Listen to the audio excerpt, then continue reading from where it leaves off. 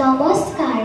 মহাপুৰুষ শ্ৰী শ্ৰী শংকৰদেৱৰ ৫৭৪তম জন্মদিবস উপলক্ষে আয়োজন কৰা আজিৰ বক্তৃতা প্ৰতিযোগিতাৰ সন্মানীয় বিচাৰক মণ্ডলী আৰু উপস্থিত সমূহ ৰাইজলৈ মোৰ আন্তৰিক শ্ৰদ্ধা জনাইছোঁ। আজি মই শংকৰদেৱৰ বাল্যকালৰ বিষয়ে দুআষাৰ ক'বলৈ লৈছোঁ। অসমৰ জাতীয় সংস্কৃতিৰ অন্যতম প্ৰাণদাতা মহাপুৰুষ শংকৰদেৱৰ জন্ম হৈছিল ১৪৪৯ খ্ৰীষ্টাব্দত নগাঁও জিলাৰ বৰদুৱাৰ আলিপুখুৰী নামৰ ঠাইত। তেখেতৰ পিতৃৰ নাম আছিল কুকুমৰ ভূঞা আৰু মাতৃৰ নাম আছিল সত্য সন্ধিয়া। শংকৰদেৱে অতি কম বয়সতে নিজৰ মাক দেউতাকক হেৰুৱাবলগীয়া হৈছিল। সেইবাবে বুঢ়ীমাক খেৰসুতীয়ে শংকৰক তুলি তালি ডাঙৰ দীঘল কৰিছিল। সৰু কালৰে পৰাই শংকৰদেৱ অতি সাহসী আৰু প্ৰখৰ বুদ্ধিৰ আছিল। বাল্যকালত তেখেতৰ ভালেমান বন্ধু আছিল আৰু বন্ধুসকলৰ লগত খেলা ধূলা কৰি থাকোঁতে বেছিভাগ সময় পাৰ কৰিছিল।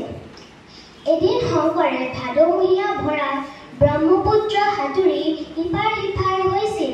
আকৌ আন এদিনাখনৰ কথা, লুইতৰ বুকুৰ পৰা শিশু ধৰি আনি বন্ধুসকলক দেখুৱাই পুনৰ লুইতত এৰি দিছিল।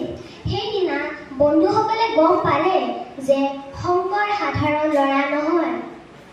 আকৌ আন এদিনাখনৰ কথা, শংকৰে লগৰীয়াসকলৰ লগত ঘূৰি ফুৰি থাকোঁতে এটা প্ৰকাণ্ড ষাঁড় গৰুৱে তেওঁলোকলৈ চোচা লৈছিল। সকলোৱে ভয়তে পলাল, কিন্তু শংকৰে ভয় নকৰি তাৰে শিঙত ধৰি মাটিত বগৰাই দিছিল। এনেধৰণে শংকৰদেৱৰ বিষয়ে বিভিন্ন অলৌকিক কাহিনী শুনিবলৈ পোৱা যায়। এনেদৰে খেলা ধূলা কৰি থাকোঁতে শংকৰে ১২ বছৰ বয়স হৈছিলগৈ। তথাপি শিক্ষাৰ প্ৰতি তেওঁৰ কোনো কাণ সাৰ নাছিল বাবে বুঢ়ীমাক খেৰসুতীয়ে বৰ চিন্তাত পৰিছিল। সেই সময়ত আজিৰ দৰে বিদ্যালয় নাছিল। গুৰুৰ গৃহত থাকি শিক্ষা গ্ৰহণ কৰিবলগীয়া হৈছিল। বুঢ়ীমাক খেৰসুতীয়ে ভাবি চিন্তি এদিন শংকৰক জোৰ কৰি ভাল দিন বাৰ চাই গুৰু মহেন্দ্ৰ মণ্ডলীৰ টোলত নাম লগাই দিছিল। টোলত অতি কম সময়ৰ ভিতৰতে শংকৰদেৱে নিজৰ জ্ঞান বুদ্ধিৰ পৰিচয় দিব পাৰিছিল। কথিত আছে যে ক ফলা শিকি আকাৰ ইকাৰ নোহোৱাকৈ তেখেতে ঈশ্বৰ বন্দনাৰ কবিতা এটি লিখি উলিয়াইছিল। কৰতল কমল কমলত নয়ন ভৱদৱ দহন গহন বন শয়ন। এই কবিতাটি লিখি তেখেতে নিজৰ মহাত্মা প্ৰকাশ কৰিছিল।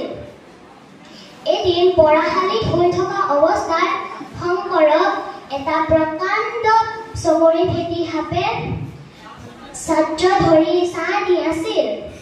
সেই ঘটনা দেখি গুৰু মহেন্দ্ৰ মণ্ডলীয়ে বিস্মিত হয় আৰু সেই তেতিয়াৰে পৰা শংকৰদেৱক শংকৰদেৱ বুলি মাতিবলৈ কৈছিল আৰু তেওঁক ওজা ছাত্ৰ বুলি পাতিছিল। সেইবোৰ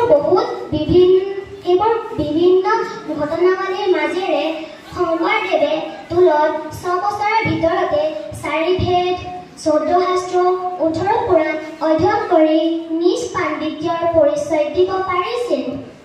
টোলত থাকোঁতে তেওঁ হৰিশ্চন্দ্ৰ কাব্যখন ৰচনা কৰিছিল। শিক্ষা সমাপ্ত কৰি ঘৰলৈ ঘূৰি অহাৰ পিছত তেওঁ শিৰোমণি ভূঞাৰ বিষয়ে ভাগ লৈছিল। মহাপুৰুষ শংকৰদেৱ আছিল একেদৰে কবি, গীতিকাৰ, নাট্যকাৰ, চিত্ৰশিল্পী, বাদ্যশিল্পী, সমাজসংগত আৰু ধৰ্ম প্ৰচাৰক। গুৰুজনাৰ সকলো সৃষ্টি কৰ্মই অসমীয়া জাতিটোক সমৃদ্ধিশালী কৰি থৈ গৈছে। এইজনা মহান জগতগুৰু চৰণত শতকোটি প্ৰণাম জনাই মাধৱদেৱৰ দুখাৰে কওঁ, জয় গুৰু শংকৰ সৰ্বগুণাকৰ জাগিৰি নাহিকে উপাম তুহাৰি চৰণে ৰেণু শতকোটি বাৰে কৰোঁ প্ৰণাম বাৰে কৰোঁ প্ৰণাম। ধন্যবাদ।